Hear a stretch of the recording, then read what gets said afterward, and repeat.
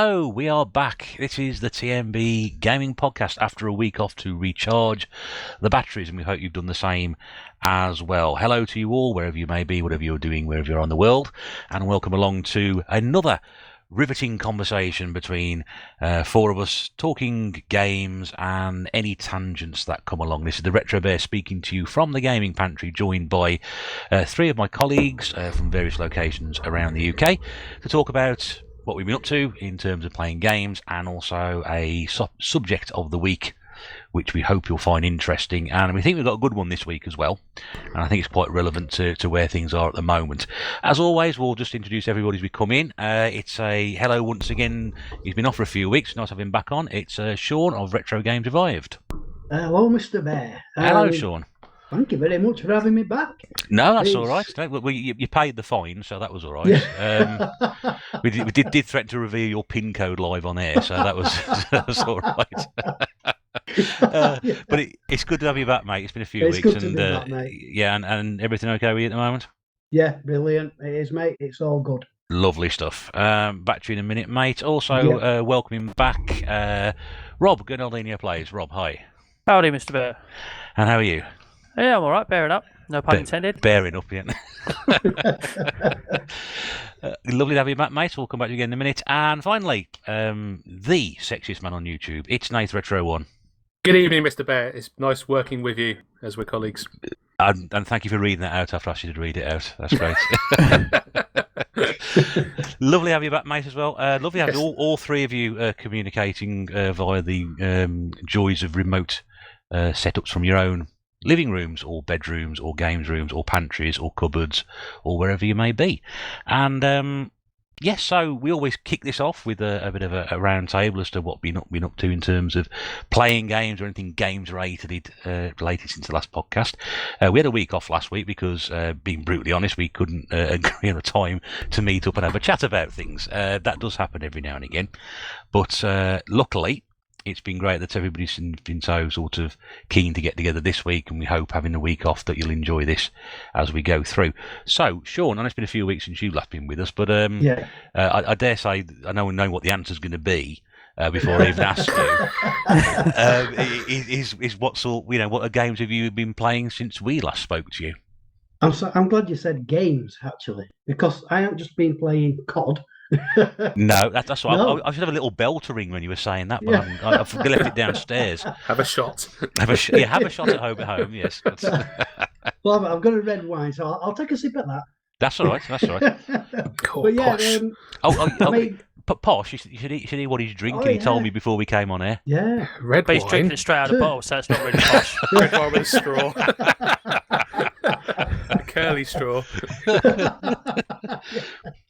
For the benefit of those at home, Sean, who can't imagine what you're drinking, what are you drinking?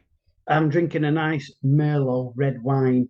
When did we get it? We got it for us, mine and my wife's anniversary about a month ago. And I thought, I'm going to crack that open tonight. And hope you save us some. So I drank the wine, you can have the bottle. Here you go. I tell you something, he's changed since he started being on this podcast. He's drinking Merlot now. I mean, when we first met him, he was drinking wine-flavoured drink. I think we started, he just had wine gums, didn't he? Wine gums. That's what lockdown does to you. Sorry, Sean, we've got... It's okay, man. That's what you played, yeah, sorry. I've been, obviously I've been playing my COD. I've actually found some friends to play with, and we've been having a few games. That's nice to know, isn't it? I know, mate, I know. But they do speak to me as well, so they're kind to me. But actually, I've got out Resident Evil 7, is it? 7? I don't know, you've been playing it, you tell me. It's sort of quite difficult to guess from here. Go on, sorry. Is it? Because I never know Roman numerals of it. My God. I think it's 7. God. Does it look like Final Fantasy? VII.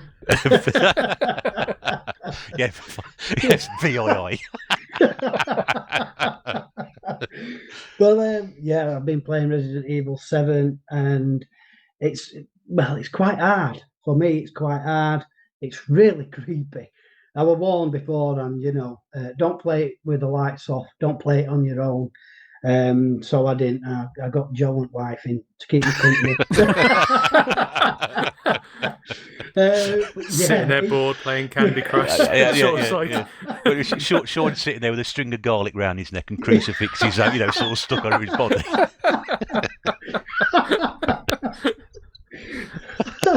I just imagine them like glancing over at each other, like rolling their eyes like, on Facebook. And Sean's bricking it, playing Resident Evil. I tell you, sorry, Sean. It did make me jump a few times. It's bloody awful. It's like I say, it's more creepy than anything. It's got this family, and you're having to find your way out of this hillbilly's family home, and it's really creepy. I haven't really got far into it because it's really hard. I think it is anyway. And I'll tell you something, how anybody can play that in VR, I cack my pants. I would be the same, honestly. That's I love that. Yeah. Honestly, Sean, there's a game magazine you need to write for somewhere. I don't know which one, but just one. Just reviewing a game every now and then. I'd buy that. But, I mean, going back to COD, I've been playing Battle Royale solos, and do you know what? You might be shocked here, but I've kind of fallen out of love with it a little bit. For me, I tend to camp and hide rather than go all out trying to find people and kill them, because my tactic is hide, and you'll stay in the game longer. But to be honest, that's my own worst enemy, because now I've got a little bit bored of that. So, do you know what I've done? I've got another old game out, and this got a lot of stick when it got released, but I actually loved it. I didn't fall in with all the hype that surrounded it. In fact, it were only maybe a couple of weeks before release I'd actually heard of it, so I didn't get caught up in all the hype to be disappointed. I'm talking about No Man's Sky. Yeah. And I've got myself back into that. I'm really enjoying it, because it's my kind of pace, steady away, just chilling out. There's hardly anything that can kill you. And I'm just enjoying that at the minute. So I've branched out from COD a little bit. Goodness me, I wasn't expecting that answer. But, had you played No Man's Sky before, or I think you said you just returned to it, was that right? Just returned to it, yeah. I believe that there were a lot of promises with the game, and when it got released, they were missing, or they'd not fulfilled those promises, the developers. But like I said, I wasn't caught up in all that. I didn't really follow it through its development. I just caught it before release, and I'm like, oh, this looks good. I did find it good, and I still do. And they have updated it a lot since I last played it. There's a lot more features in it, so I'm really enjoying it. I'm just trying to think. I mean, correct me, anybody, if I'm wrong on that one, but I'm pretty sure when it came out, it was obviously hyped, and then it was sadly lacking. And obviously, I think they patched the hell out of it pretty much from day one, didn't they? Yeah, they did. Yeah. I know.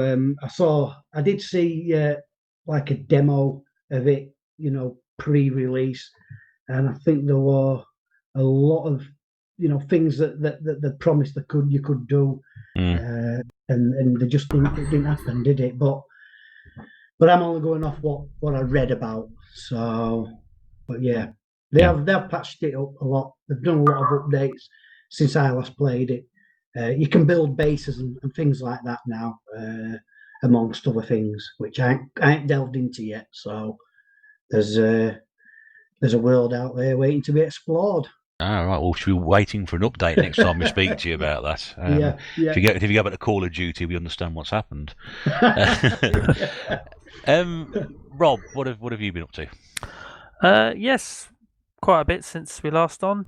A few indie games. Should we go with the one with the funny name first? Go on. We haven't had a laugh yet, so go on. A Summer with the Shiba Inu. With the Shiba Inu? Shiba Inu. Shiba Inu. What's it? It's another one of these visual novels, which is easy gamer score, so that's why. Oh right, yeah. It's about talking dogs that go undercover, as in agents and things like that. But Sam and Max. But because I I was only playing it for gamer score, I never read a single word. But there you go. But talking dogs that go undercover as agents, I'm slightly interested in that for some reason. That's my sort of game. The pictures were funny, I'll give you that. I played a game called Radio Squid, which was absolutely awful. Some kind of twin stick maze shooter, but wasn't that hard. And funny enough, you had to get through 3 levels to get all the achievements, and the bosses got easier, which was weird. But that wasn't good. But one I did enjoy. Like I say, it sounds like the world's crappiest radio station, Radio Squid.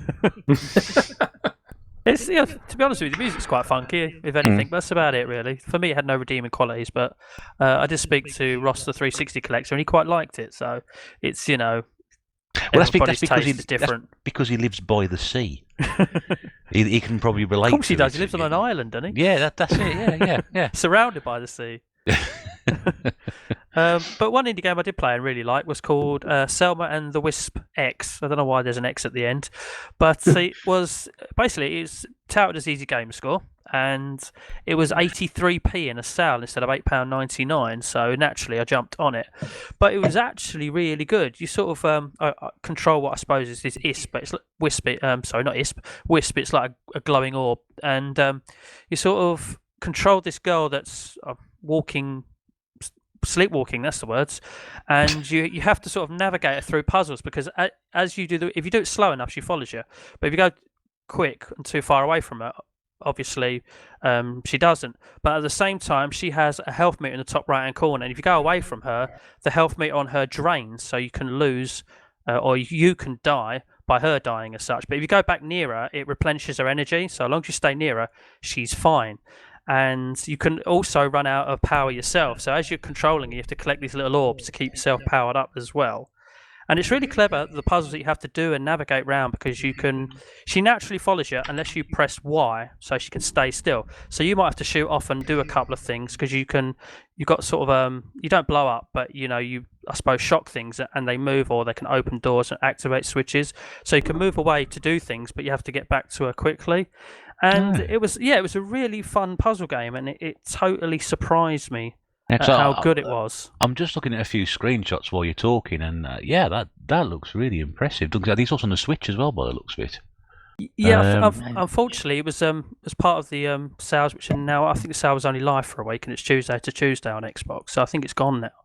But yeah, for 83p as well. I mean, if I'd have known about it beforehand, I might have been tempted to pay the $8.99 anyway, because it was actually genuinely that enjoyable. Even though it's a puzzle game, so naturally there can be a little bit of frustrations at time, but largely it was very enjoyable. I must be looking at it. That looks like something I might have a look at myself, actually. So.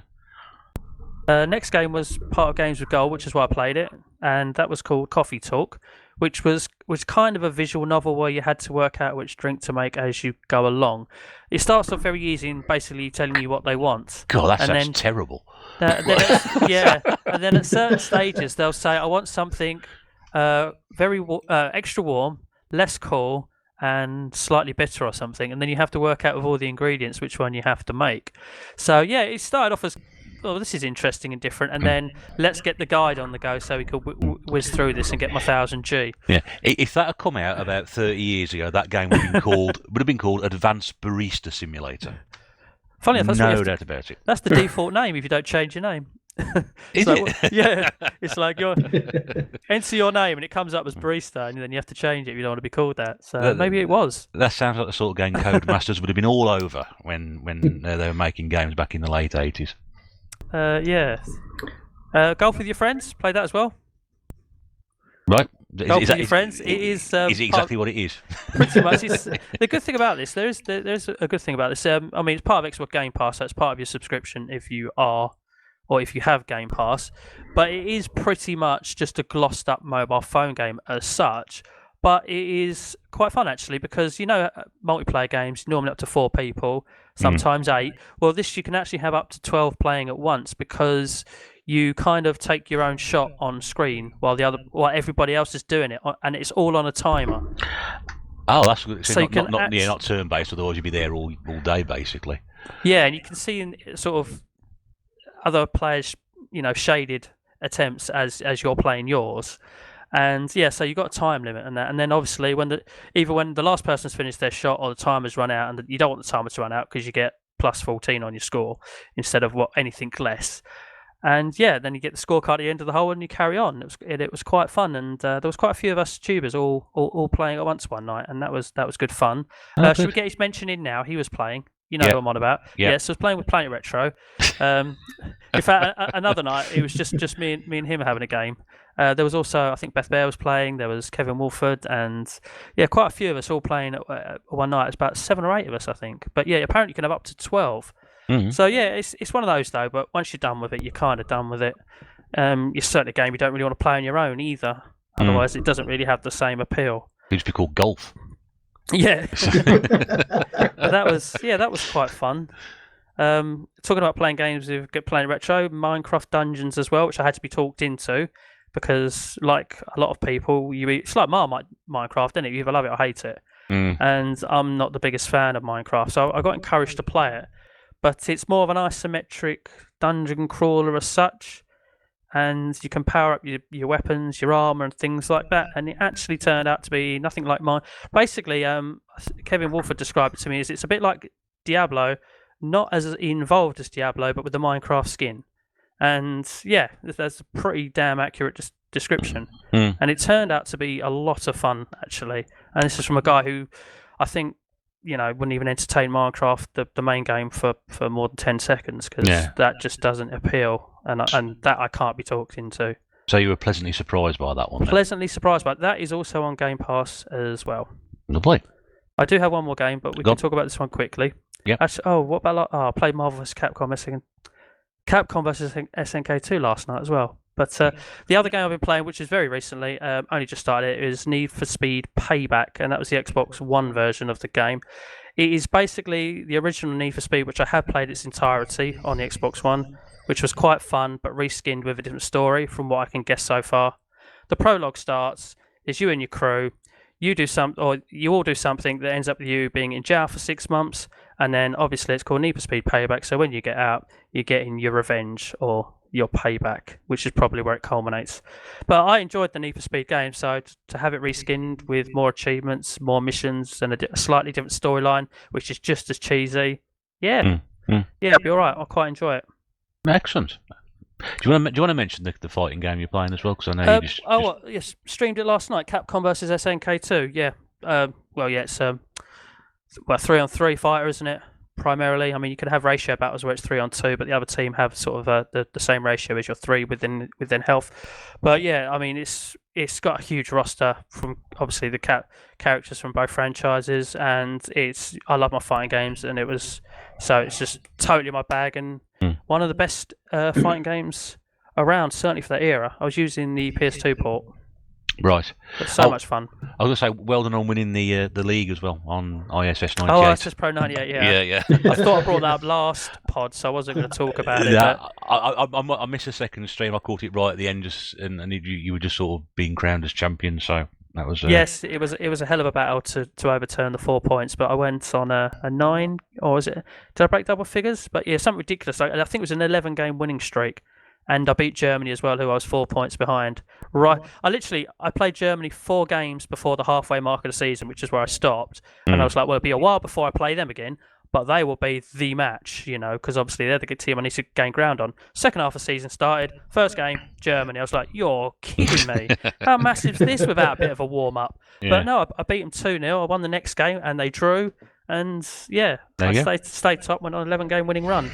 Well done. That was a Herculean effort, about 8 hours, wasn't it? I think all told, both streams across there. Yeah, each one, obviously, half the season, actually totaled 3 hours and 45 minutes. So yeah, it's about 7.5 hours. Yeah. But it's so much fun. I don't care. I just lose time with that game. One of the best football games ever made. It is. I agree. One of my absolute favourites. Thanks for that, Rob. And Nath, what have you been doing? Well, not been playing anywhere near as many as that, but I have been playing the Saturn a little bit.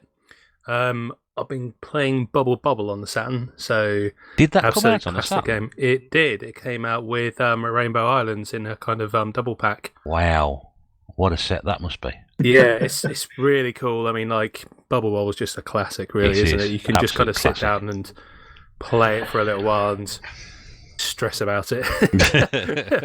I can only get so far into it though, because there's a mechanic where you can jump on the bubbles to get higher in the game. I cannot do that for the life of me. I can't figure it out. So I'll fall in this little like ravine or this little like hole that's about one dinosaur wide, and then the ghost will just come and kill me. So I think I get up to maybe a level 20 or something like that, and then that's it. Yeah, I can't get any further than that, but love that game. Absolute classic. it is. What else have I been playing? Am I giving the Mega CD some love? Oh yes, yeah. So I have had that out to play some games, and I did play some on a game called Batman Returns. If you ever played that one, have you seen it? Well, a scaling driving game, isn't it?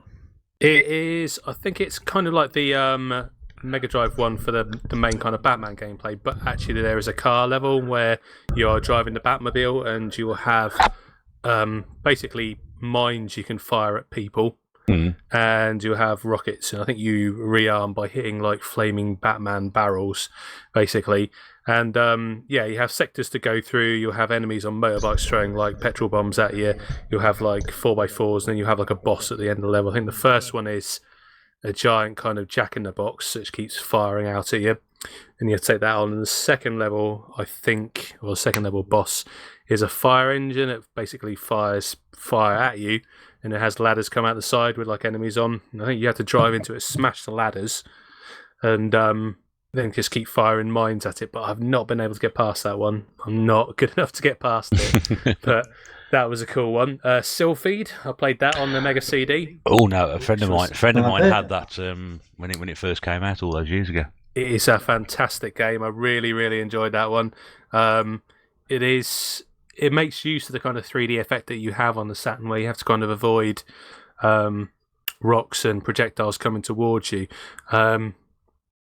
I can't really sort of describe it. It's more like a kind of 3D Space Invaders, I suppose.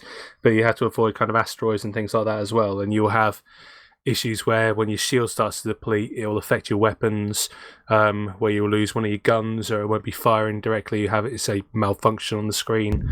And that was a lot of fun, that game. I really did enjoy that one. What else have I played? I played some shmups last night. I think I played a bit of Dodon Pachi, which was nice to play on the Saturn because I haven't actually played that one yet. And that was a lot of fun. Really enjoying shmups because it's something you can sit down and give it like a 20-minute, half an hour, and then kind of put it away. Kind of same with Bubble Bobble. I haven't been able to play anything this week, which I've really had to sit down and get into. It's kind of in the quick hits. But really enjoyable playing games like that, and actually to get the Mega CD out from a while ago and have to go on that, it's been great. Is that the original Mega CD or the Mega CD 2? It is the Mega CD 2, which I know is a gift from Sean, actually, and I think it's friggin' amazing. And everyone goes on about the Mega CD 1, Tower of Power and all that, but that's the one I think that had the more reliability issues with like the CD drive. This one, because it's not kind of a front-loading CD drive, it is just kind of spring-operated. I think it's more reliable because there's less to go wrong. And the Mega CD 1 looks great with the Mega Drive 1.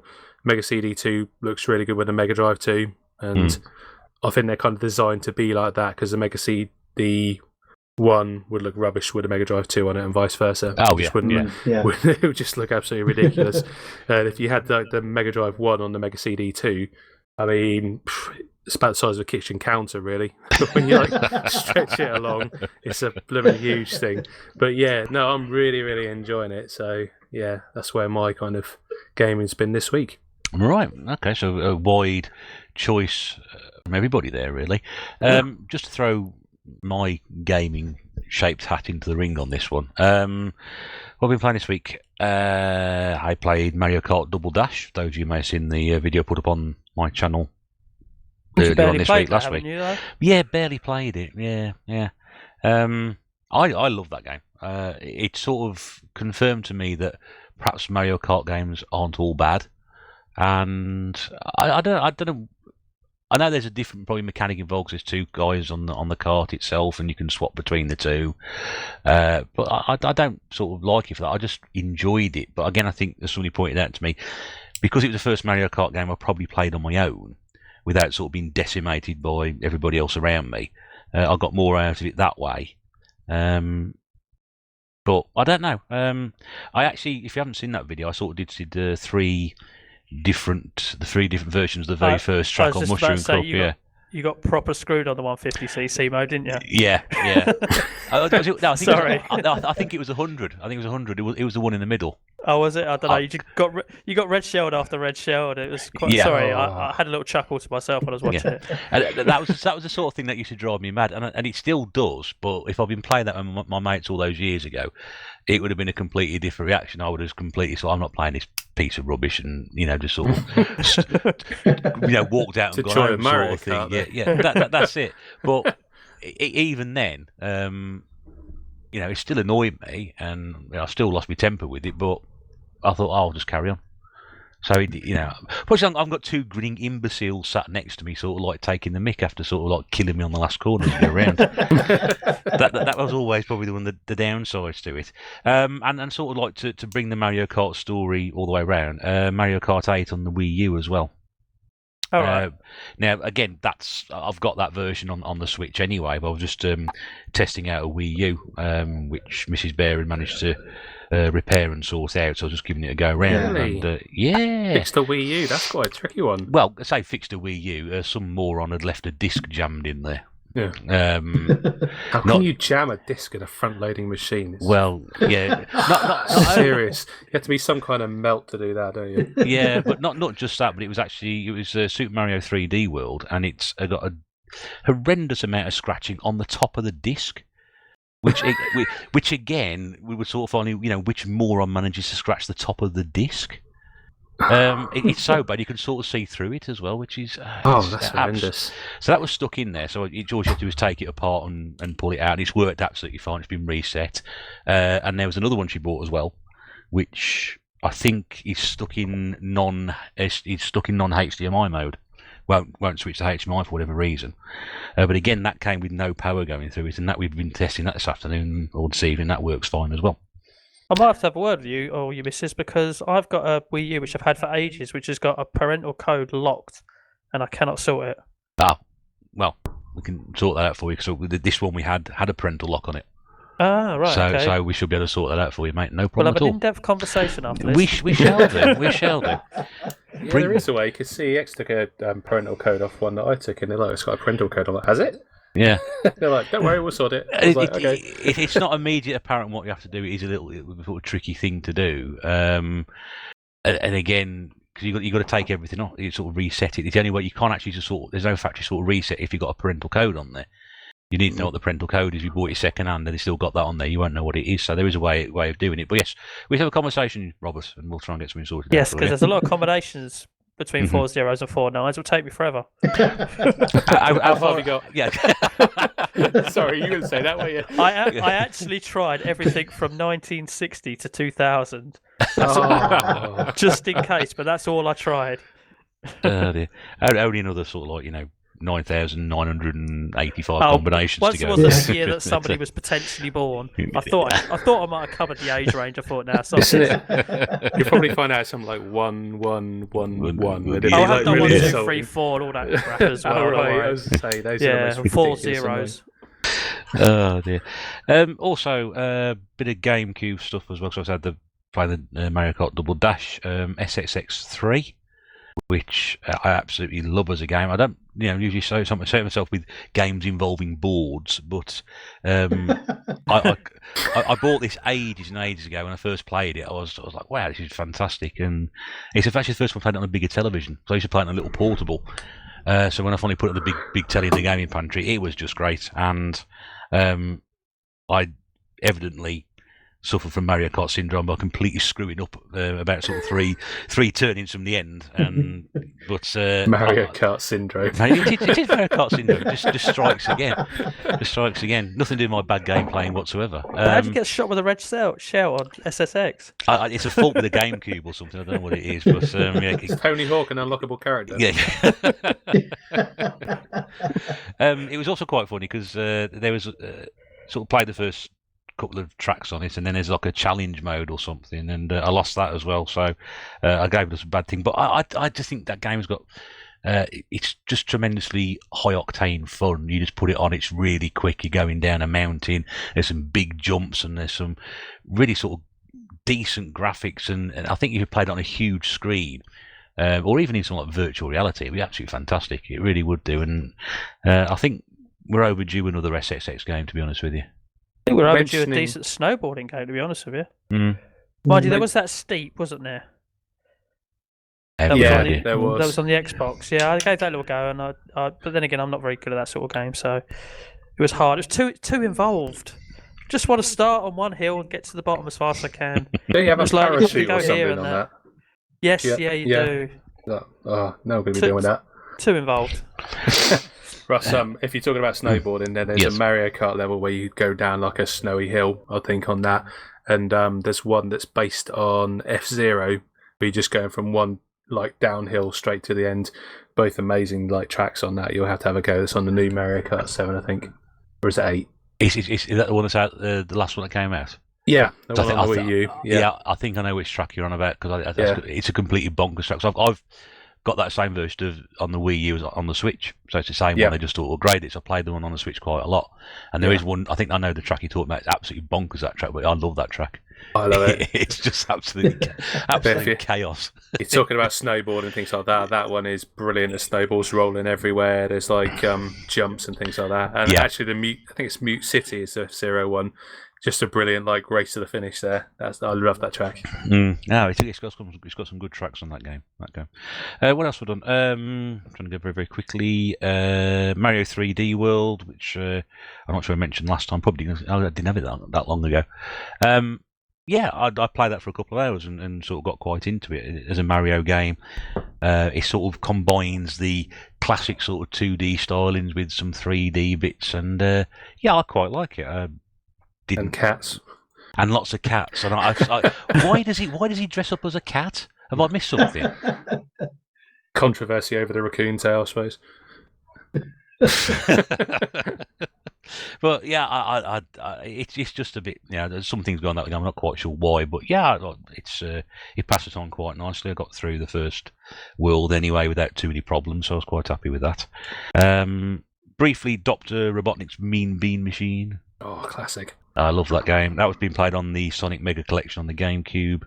And every now and again, I just get that out for a quick bash on it.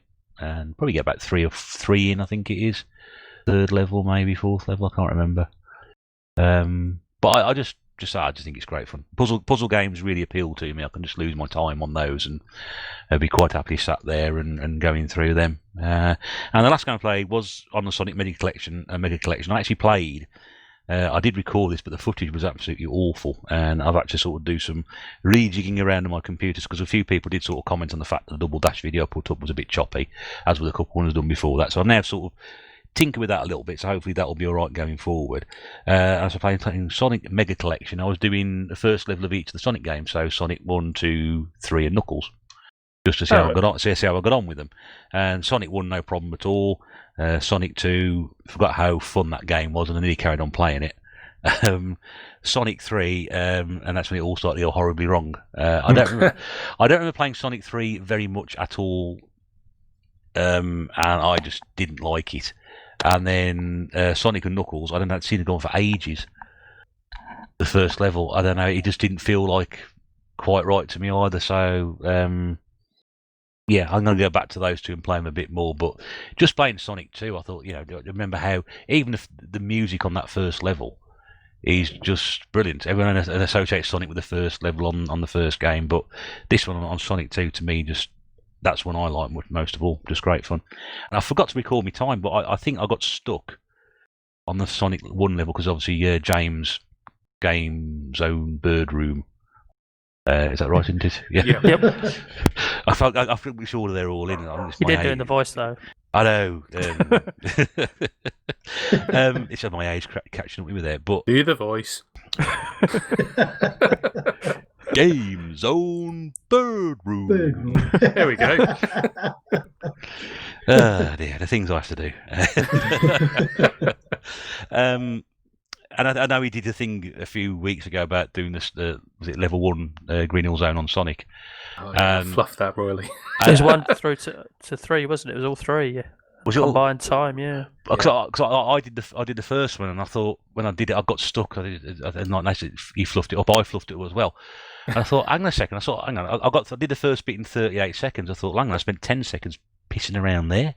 And I thought, what did everybody else do? And I thought I'd go back and look at the times. I didn't bother, so I had a feeling. I thought if I actually paid attention to it, I might have actually done a decent sort of time on it. But yeah, so that's I'm going to go back and revisit those for redoing the video. But that's what I've been playing quite a lot this week, actually, which is great. Is that? You sure that's everything? Yeah. You sure? Because you've got a copy of Spice World now. I'm waiting. Well, there it is. We got it in there. And I've not been playing Gears of War this week. There you go. Full stop. Yeah, we got COD in earlier. Yeah, so we're ticking all the boxes tonight. Just wait for Nath to drop out and we're done. Yeah. Can I not talk about Pikmin? Oh, yeah. Only bits like Pikmin. Actually, I was watching a video the other day about sort of like some best Wii U games, and Pikmin 3 came on during the video. I sort of sat there and thought, is that like Pikmin, or is it not like Pikmin at all? I don't know. It is like Pikmin. It is. But Pikmin 3. It's good, actually. Honest, if you have the means, get it. It's a really, really good game. It's so much fun. Like, I can't rave about Pikmin enough. And I do a lot. What was a game that was meant to be like Pikmin, but wasn't like Pikmin, where it all started from? Little King's Story. Yeah. Yes. Yeah, that was it. Yeah, I thought it was that one. But nothing like Pikmin. Nothing like Pikmin at all. No. Right. So we've on a previous podcast. Yeah. Go back and check it out, please. Which you can do so if you go back through here and listen to those earlier ones, because seriously, there is some good stuff in there. I would say that, wouldn't I? But plug. Yeah, plug. I'm plugging the podcast on the podcast. We should also really have a drinking warning with like this show. I think we're causing some people to be alcoholics. They play a drinking game with us every week. I fail to think how Cooper's World's getting on. I mean, he must be absolutely wrecked by now. Tried to make him go to rehab, but he wouldn't. Hi, Steve, if you're listening. Thanks. We do appreciate you listening every week, mate. It's very good of you to do so. And obviously, as we talk about plugging the podcasts, we all love Rolls Royces, Rolex watches, and Spice World. And Spice World, yeah. So please, by all means, to send us anything related to that, and we'll be very much appreciated. Right, so without further ado, with thanks to Big Mike, let's now get on to the subject of the week, because this is what you're all here for. And this week we thought, as shops have started to open up again, we touched this briefly, and I don't want to go over too much old ground, but people have been satisfying their gaming needs through different ways through the whole process. And I know it's different for England, Wales, Scotland and Northern Ireland, because we all live in different countries and everything's been really slightly different. Anybody overseas, it's something different. But being people who spend a lot of time buying games, and I think I can speak for everybody here, and indeed anybody else who's listening, we all have different and more preferred methods of where we get our games, whether it's retro games, whether it's current games, whether it's not seriously old retro, where we would go to pick those up. And we thought this week we'd have a little bit of a discussion about where we prefer to get our games from, our preferences, what we can recommend to people, where we find we get the best results from, and we just want to toss that around with the group, and hopefully sitting at home listening to this, you'll go, oh yes, I remember that as well. And if you do any of these sort of ringing bells with you, don't forget to leave a comment below, and if there's anything interesting come out of those, we'll probably perhaps have a look at those in a future podcast. But Sean, let's start with you then, because you did I think bring this up when we were talking about it a few nights ago, thinking about what you do, and I think it's only fair that I think the general reaction amongst everybody was, what a great sort of subject to question to bring up, and it's only fair that really to bring you in first and sort of allow you to expand on that. Yeah, I mean, for me at the moment, in particular, eBay is my go-to. I can see what I'm buying. Obviously, I'm after titles that are complete, as in the disc and the manual. And I know we talk about CEX, the roulette, and that is, I'm not prepared to play the roulette, to be honest, because I want to know what I'm buying. I need to see what I'm buying. eBay offers that, primarily offers that, I should say. There is certain, I think sometimes you get listings sponsored, and I think it's like these music magpie companies or whatever, and they give you one image, and it's usually a stock photo. I stay away from those. But yeah, the majority of listings usually show you exactly what you're buying. Most of them will give you a good description, and that's what I like to see. That's why I choose eBay at the moment. Have you always used eBay? So say primary one, or is that one of the one you would use the most before? Where what's happened in the last sort of 6 months has gone on, or have you always used eBay as sort of a first port of call? Not necessarily first port of call, but yeah, eBay gets used a lot. Before lockdown, it was mainly CEX, to be honest. Me and Lorraine, we would go to the White Rose Shopping Centre, which is in Leeds, and CEX have a shop there. She toddled off into Debenhams buying, whatever stuff she buys. Taking interest. Getting all these big names in, White Rose Shopping Centre, Debenhams, CEX. Was she buying anything Ralph Lauren while she was in there, anything like that? I certainly hope not. You wouldn't know anyway, because it doesn't sound like you take much of an interest, but. Not when she's got my bank card anyway. Happy wife, happy life. Sure. Yeah. That's it. Yeah. But yeah, then I'd go into CEX, and first of all, I'd go to the PS2 section, try and find any that I've not got within a reasonable price range. Then onto PS3, and then perhaps soak up a couple of PS4 titles if they were going cheap enough. But that, like I said, that still run alongside eBay. I still love trawling through eBay. Even if I don't particularly buy many titles per week off eBay, I'm always on it at work, especially. Do they know? That's dangerous.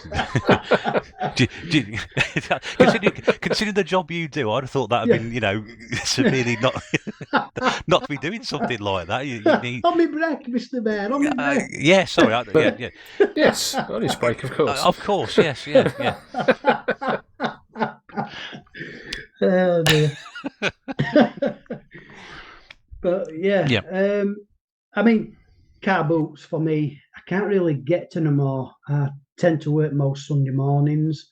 It is overtime. I don't have to, but it pays well. So I really don't like to give that up. But I did used to love car boots, and that's the thing. I mean, a long time ago, because this is my second time collecting retro games and consoles. I did do it once before, and car boots were the main thing then. And I used to pick up some right bargains. But even when I have, thought to myself, right, I'm going to have a Sunday off, I'm going to go to car boots, I can't find anything. I can't find anything like you see these what they call them that go hunting and then selling them on. Resellers. Eddie, yeah.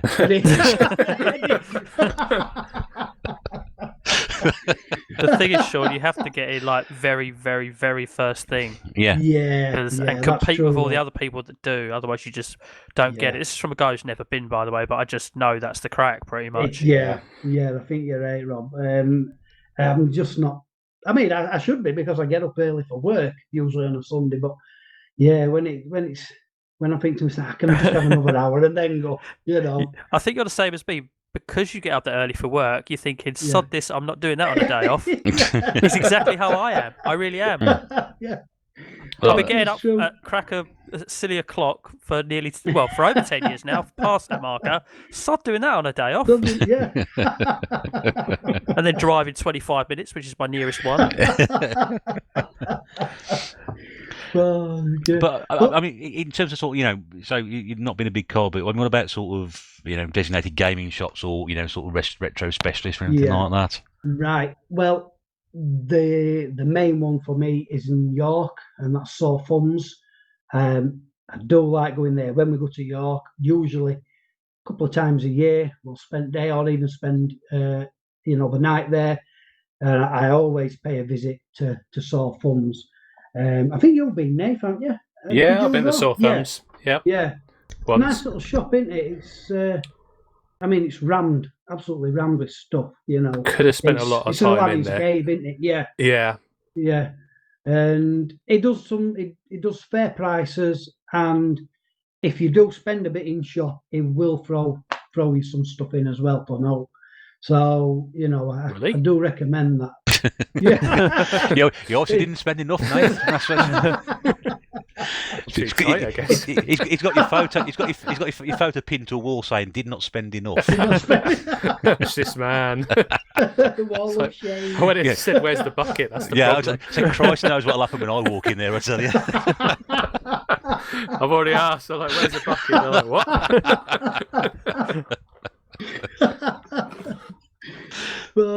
But there's another shop in Castleford. I think there's two. There's one in Castleford and one in Ripon, and it's called Electric Town.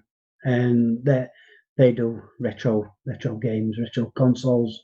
In fact, they provided me with a lot of Hit Squad titles. Once went in, and he had a fair few Hit Squad titles, and. I did well that day.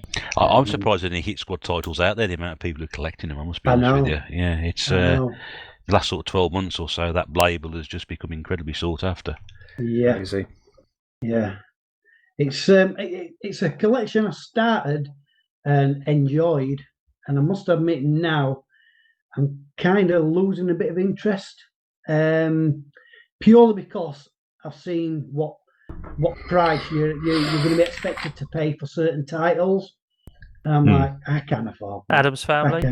Yeah, yeah, exactly. It's like 150, 175 quid or something, isn't it? Stupid. Yeah. Darkman as well. I believe that's another, pricey one to get. Which one's that? Sorry. Darkman, is it? Darkman, yeah. Darkman. So, yeah, kind of lost a little bit of interest with that. I am, going back to eBay, I'm absolutely checking every minute of the day. No, sorry, on my breaks.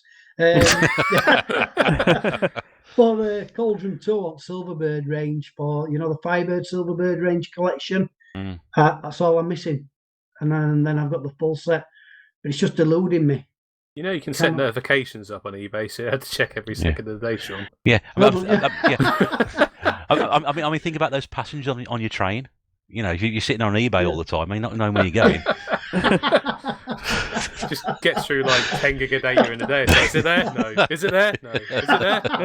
No. Was that signal red? I don't know. Let's move on to Rob. Sorry, Rob. What about you? I mean, what's your sort of best method for sourcing the games at the moment, or in general?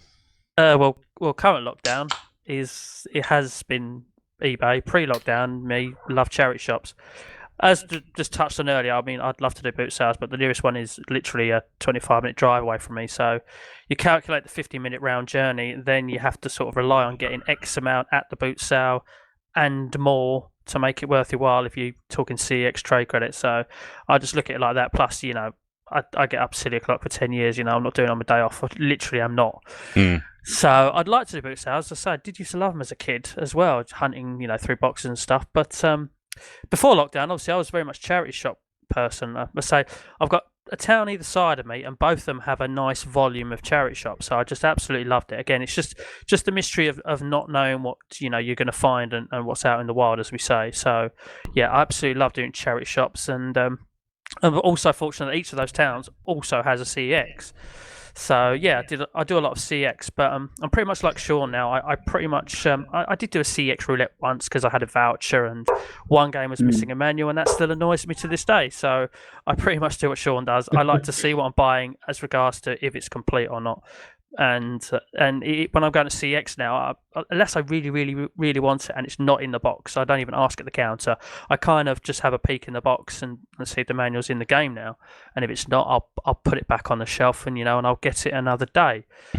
But I was going to say, as in my last pickups video, that's sort of done in chronological order, that pickups video, and it's almost like a timeline of me learning how to eBay much more efficiently, because I made a very, very minute saving on the first bundle I bought, and then a reasonable saving on the second one, and then quite a bit on the last one, because I've just learned how to eBay. And you have to spend a lot of time on it as well, doing it. You can sit there for an hour sometimes and not find anything, but you kind of have to sort of vaguely search and then hunt through everything, and mistypings, bad pictures. I say the lot I picked up for a good value, the £53 lot, which is 121 quid's worth in CX, was because it had a very short title, even though it had bundle in it, and then the photo was just a bad photo because it was of one game, and then you open it up and all 12 games were photographed individually and not a picture of them all together. Now I'm pretty sure if that geezer had put a photo of them all together in the primary photo, which you see in the listing, then he'd have probably got, I don't know, I probably wouldn't have broke 100, but I wouldn't have been surprised if he got somewhere between 80 and 90, because I'd seen lots of slightly less games, still decent value, like 100 quid's worth of games go for about 80 quid because they were photographed well and they were descriptioned well. So if you're prepared to put the time in, and it's all generations as well, and also catch the buy it now ones as soon as they're listed as well. That was how I had luck with my reasonably priced one as well, because there was just one game in it that was worth a tenner, and I bought the whole lot for $7.95. It was delivered, that is. So I'm just trying to, that lot you talked about with the one photograph that's really badly done, and then when you open it up, there's 12 other photographs in there, and it's a really sort of bad eBay listing. I'm just wondering what that guy did with the 53 quid you gave him. He's probably bought a lifetime supply of Chewits or something. I mean, it's just... God knows what he's done with it. But the thing is about it is the game that was photographed was the best one in the bunch by a lot, because it was Truck Racer, which isn't a common game to find around on the 360. And it's a £25 game in CX. I will say, because I've had a quick look through some of the bundles on eBay at the moment. I'll get to mine in a minute, but you make a point there and sort of like searching through. And I do notice now that there are bundles on there with the odd game in there which has got a bit of value attached to it. And I'm sort of thinking, well, either I've got it or I haven't got it. But those are the ones that tend to sort of start increasing in price very, very quickly because people play the same game. And I think there was one with a couple of the, as we mentioned before, Rob, and I think you mentioned to me initially start with, all these later year sports titles. There were a couple of, sort of 360 lots with, I think it was FIFA 18 in there. And everybody had their eye on it because that just sort of got to a too steep a price already to do with the rest of the stuff you were getting for it. You might have just gone to CX and bought a copy of it.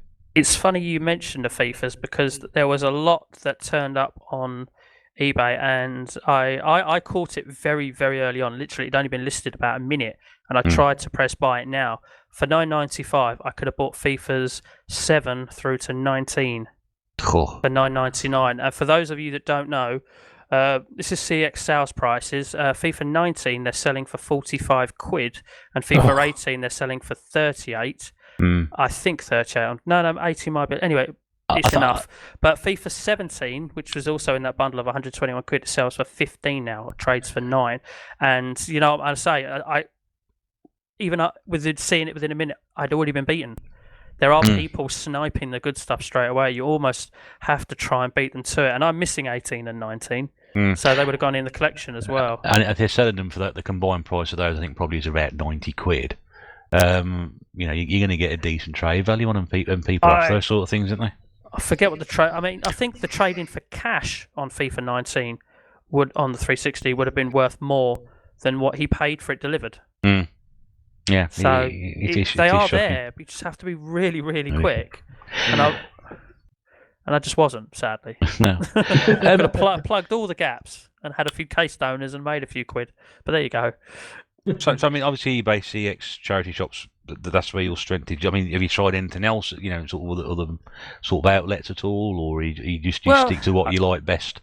I do I do have a look at Facebook Marketplace, but this area seems to be crap for it, to be honest with you.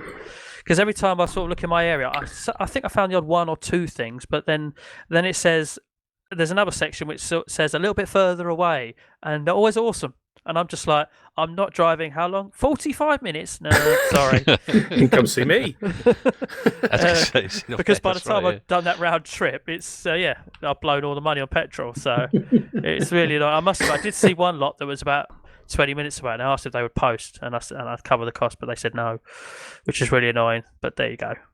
Hope you told me your kid's crying then. Thanks, mate. Kids crying. He really wanted that fault. Minecraft. Minecraft was in the bundle as well, which has gone up at the moment. But there you go. Yeah.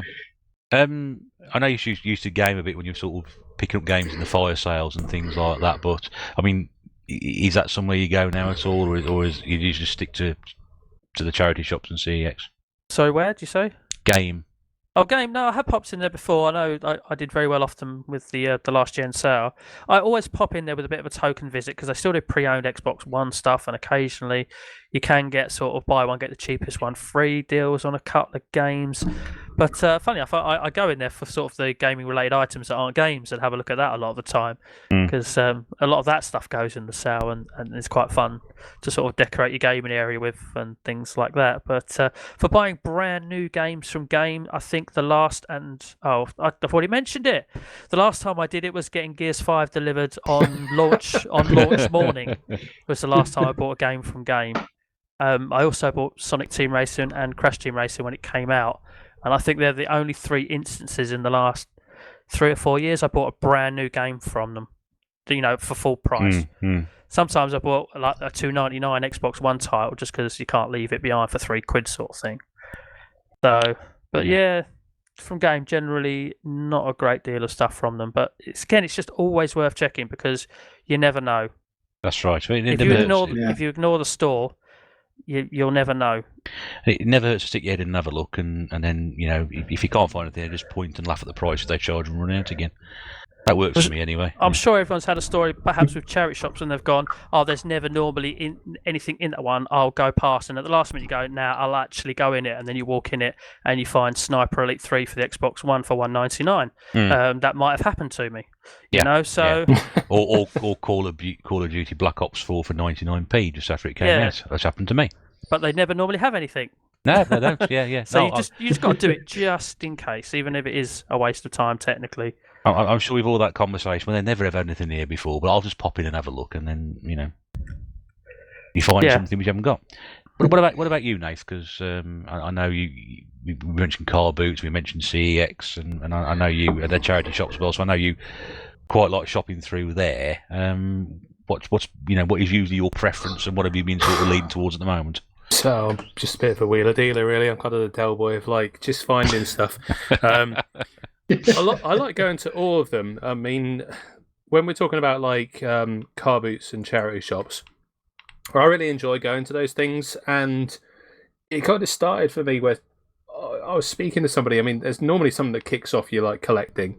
And I was speaking to somebody who said, "Oh, I went to a car boot sale and bought a load of PlayStation 2 games for 50p each." I'm like, "But they're old. Why'd you buy them?" They're like, "Why not? It's 50p for a game." And I'm like, "Actually, I've got no answer to that."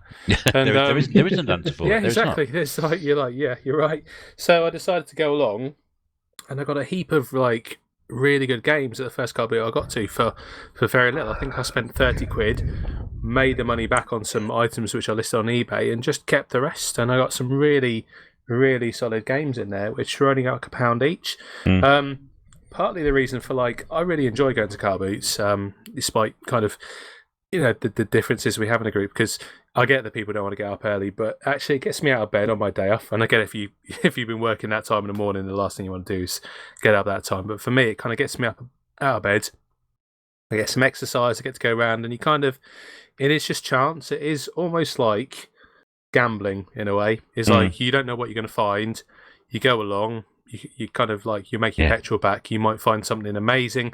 You might find absolutely nothing. But it is kind of knowing what you're looking for. I suppose in kind of a way of like, you know, people who deal in antiques and things like that.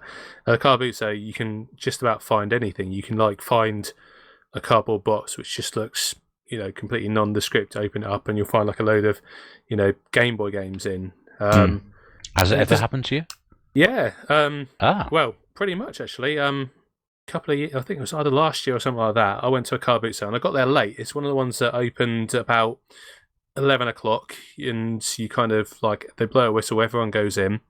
And I remember I got there late, and she had to park, so I was wandering around, and it had been on a good half an hour, and I just saw one of these like cash tins with the back of a stall, and I just saw some Game Boy games in there, and I was like, oh my god. And I looked in it, they had like DuckTales, they had Castlevania, some other nondescript ones. I mean, there's some good titles in there. And I asked her how much she wanted. She's like 50p each. I'm like, yeah, how much will you do for all of them? She even knocked a quid off. I mean, that's. I know it sounds really cheeky, but you got to ask, because if you go down the next door and you need a quid and you haven't got one, and something else turns up, you're screwed for that. But yeah, I found stuff like that. I woke up one morning going to a car boot sale, and there was a guy who had a bag full of like makeup in it. And in that, he had a Game Boy. Where you're going with this, mate. Yeah. Mixed in with that, yeah, there was a Game Boy like pocket and a load of random like Game Boy Advance games which can go in it. I think like some Game Boy games like Kirby's Pinball, other things like that. And I was just trying to pull out the like eyeliner and all stuff like that. And he was like, "Oh, you can have the whole bag for $5." And I was like, couldn't get the money to him quick enough. What do you do with the makeup? Well, I did leave that behind. Sadly. I did make a joke about it that I needed at that time in the morning because I looked like hell. But yeah, you certainly do look like pretty dishevelled at that time in the morning. At least I do anyway. But that's just kind of the fun of it for me, is like just going not knowing what you're going to find. It's just kind of a nice kind of trip out. It's the same with charity shops and things like that, although it's not as busy. Toby agrees. I was going to say, he's going some at the moment, isn't he? Oh, he's just... What's noisy? that, Toby? Noisy, yeah. He wants to come to the car boot with me, he says. If you can speak, dog. I think he's trying to tell us what you actually did with the makeup, but we can't quite understand him. It's not tested on dogs, despite the barking. But yeah, I've found some really amazing things at car boot sales, and the difficulty being as well with car boot sales is a lot of times I'll find stuff that I don't necessarily want, but I'll find it and know it's a good price. Like I found a golf game for the Xbox One weekend just gone. What's it called? The Golf Club 2, which was just sitting on the floor, and I got it £1.50, and CS wouldn't take it. They said it's got a scratch on it, but I'm pretty sure another store will.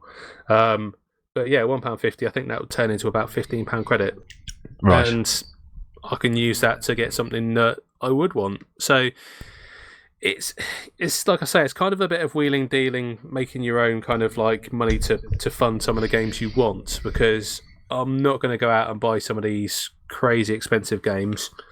But if I can do it through trading games in CX and getting a little bit of money, that kind of helps me to do that. If I'm going to do it, somebody else's. So a lot of people do it that way, don't they? Yeah, exactly. I don't have the funds to kind of collect for some of these systems otherwise, so it's good in that respect. Yeah, CX is an interesting one, really, because it is kind of, you know, helping them with their business model by giving them stuff for them to sell on for you to get money to buy stuff from them. Yeah, it's a clever business model, and I do get it, but it does annoy me, some of the stuff you get online. Some of it's great, and I've had a few things come online which look like they've been through the washing machine. Recently, I bought a Mega CD game. I'll try and put it in my pickups, and I was like, what on earth is this? And the cover's just looks like it's been wet and dried. Other ones where the disc is really badly scratched. I had one that looked like somebody gone out with a spirograph. It was an absolute state, honestly. And I took it back to them like, "Why are you returning it?" I'm like, "Look at it," and they just kind of looked at it and just kind of like went. And I was like, "Yeah," and they're like, "Oh, obviously you left it in the disc cleaner too long." I'm like, "Yeah, how many days?" It was that bad. Good grief. So that's kind of annoying. I do prefer to actually go to shops sometimes and look at games before I can buy them, but it is kind of a means to get some of these games, and for that, they're quite good. But I do like the feel of going to a game shop and actually them knowing what they're talking about, and you can have a discussion about games and kind of get recommends, or they'll know exactly what you mean. Whereas if you go into a store like CEX, some of them do, but a lot of them don't really know what the game is, and they're like, "Well, you're returning it." It's like it hasn't got the manual. Like, is that important? I'm like, that's why I'm returning it. Yeah. It's to me. Yeah. All the conversation I had the one time is, "Can I have the Super Game Boy up there on the shelf?" What's that then? Yeah. Left a bit, down a bit. I was playing like play your cards, right? Yeah. Pick it, that one there, that thing there.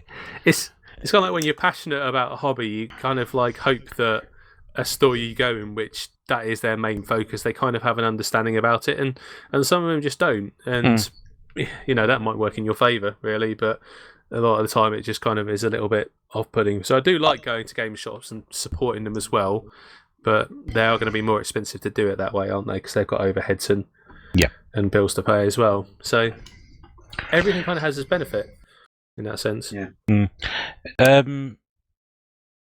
Yeah, so you could quite a few things there. I mean, what you guys said there, I can sort of completely relate to this from my point of view. I used to do a lot of eBaying, and I stopped, but I started again now.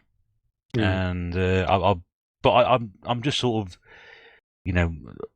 unlike Sean, who's on there 24 hours a day, according to him anyway. I just sort of dip into it. I might come home, maybe not even every single night, maybe every other night, and just sort of have it on for an hour. And I just sort of sit there with everything that's ending in the next, just sort of start that and see if there's anything on there. So I keep CEX open on another window, and then I sort of see, if I see something catch me, I go, "Oh, is that a good price for it?" Check CEX. No, it's a terrible price for it. I'm going to leave it alone. Stock market. Yeah, that's exactly what it is. So I only buy a few things, but I mean, I bought. I've not put this on the video yet, but there was a Super Mario World for £6, that included postage. On the Super Nintendo. I picked up a loose copy of UN Squadron for £7, including postage, on the Super Nintendo. Got a bit of a rip label on it, but I ain't fussed about something like that. It was a good saving on what CEX were sort of selling themselves, and a couple of the loose cartridges as well. So I'm not sort of going mad on it. I'm just sort of like, things that interest me, I'll try and get something like that. But I may dip into it a bit more. I'm used to do a lot of car boots, but it's been years since I've been to a car boot, and I think again I sort of can relate to what you guys are saying. I can see Nate's point of view. It's nice to get up first thing in the morning, get a bit of exercise, but I also agree with what Rob says. I don't want to get up at that time on a Sunday morning and stand in the field at 6 o'clock and have an argument with somebody over the fact that things are cheaper on eBay or something. To find support you standing in the field at 6 o'clock in the morning, then, doesn't it, you idiot? So it's been a while. But again, I used to love going around, and I could go with a rucksack, and I could go with £20. This is me talking. This is how I do it, and I could still do it 10 years ago, and come back with a load of stuff. And that's like, last couple of times I've been, I think the last car I walked around all the way around, and I came back with, of all things, Resident Evil 6. Which, everybody hates. A bad day. Yeah, that was a shocking day, wasn't it? Yeah. Well, CS got this car boot game, and I got this crap day. Yeah, and that was the last time we went, and so I tend to focus more on other avenues. I thought you were going to say something then. Was somebody going to say something then? No, I was going to say, do you think that, though, maybe somebody kind of beat you to the punch on that day, that maybe you were like a second too late, and it's like, I might have missed something. You'll never know. That's kind of the thing of it. Yeah. If you don't go, you'll never know what you might have missed. I agree with that, but again, I can't sort of find... I tend to sort of get there sort of between 8 and 9. Sometimes these things sort of start at 6 or 7 in the morning. I'm not going to get there first thing in the morning. No. We used to do a bit of selling years and years ago. You know, I know it's like first thing in the morning when you roll up in the car and all of a sudden everybody comes out of somewhere and starts hanging around, and I just don't like it. I ain't going to get no bit of doing that. So if I go on a car, but I'm going for, you know, the exercise, and there may be some stuff I want to pick up at the same time, even if it is Resident Evil 6. The other sort of avenue, I mean, CEX I use quite a lot because in some cases that's the only place you can find things, and I don't know. I've not been out since obviously the lockdown restrictions are lifted. I'm tempted to possibly pop out in the next couple of weeks or so, just to see how things are. But then again, from what I've heard about my sort of local town centres, half the bloody shops are shut anyway. So I don't really think it's going to be worth my while going. More of the sort of big benefit. And people always say to me, "Oh, I never get the same sort of things you get in charity shops." And I think as Rob said, you know, you just walk in there and keep going. You keep plugging away. They will turn up. They're pawnbrokers. We've got a couple around here. I find they're sort of tailing off their lines now. I mean, I've had some great stuff out this one close by to me, but they're sort of reducing their line of games now. But yeah, they've had some great stuff in there. I've got some look out of there.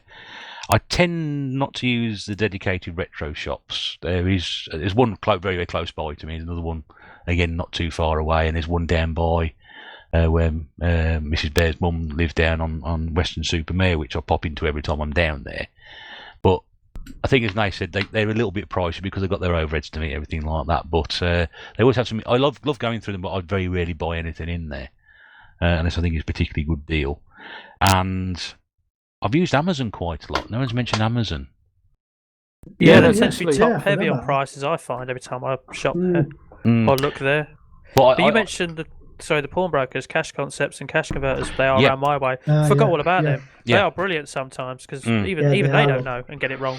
That's true, actually. Yeah, I mean, I've had some cracking deals out of my local Cash Converters as well, and but again, you know, I've got three around here, and one used to be really good, and that's sort of going downhill rapidly, and then the other two are sort of, you know, still reasonably good sources for it. But I don't buy. I mean, I'm not buying the new games from Amazon. I do find, you know, sometimes I used to get. I think probably going back 2-3 years. You used to get tremendously good deals. I could get sort of like GameCube games and PlayStation 2 games and Xbox games for like, you know, a pound posted. You know, obviously granted, you know, they're not the big titles, but you know, you could find a bargain. And now you can't find anything at all. Occasionally they do have something there, and I do buy the odd bit off there, sort of second hand, but not so much now as I used to. And I certainly don't have any need to pop into the high streets and buying games online from, you know, sort of game resellers, because I've just got no interest in the modern stuff anyway. If I do come across anything like that, it'll be by accident, and I'll just go, "Oh, that might be a good price for that," and pick it up, you know, sort of. Yeah.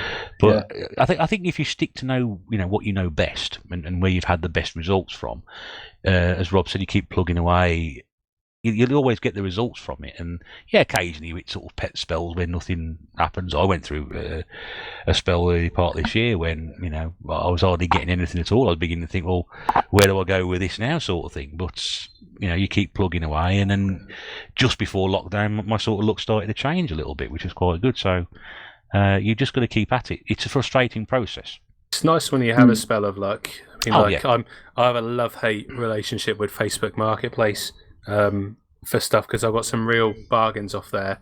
But like the other day, I messaged about something which was a box Wii with Mario Kart, so we listed it for free, and it said it'd been up 4 minutes, and I'd literally sent a message saying, "Have you got this?" He's like, "Somebody's already messaged." I'm like, "Are you joking me?" It says it's been up for 4 minutes. It's like, yeah, somebody else just messaged as well.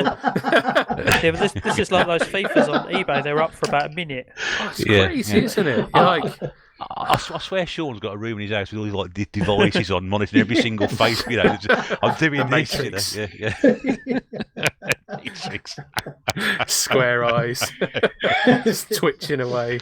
Oh. Do you know what I find fascinating actually about all these different outlets is it's the variety of prices. You know, I mean, yeah, like I say, you can pick up something cheaper in one place than the other, and then vice versa.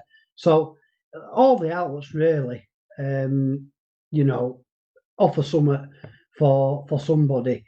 The only thing that gripes me a little bit with eBay, I would say especially, is people trying it on. You know, the old rare. This Oh, item yeah. is rare. No, It's your it's Achilles not heel, rare. that's sure. There's a lot of people who try selling the PS1 audio file as rare, Mm. and they're really not rare. It's just clever marketing. Rare Yeah, demo disc. yeah.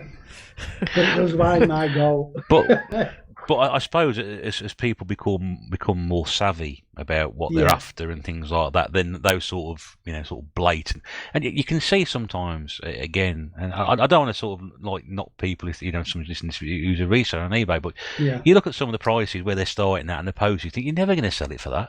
No. And I've seen probably in the last 3 weeks or so the same auction come round again on a Sunday afternoon, which is still at the same price, and it's going to come around again next week again because no one's going to buy it.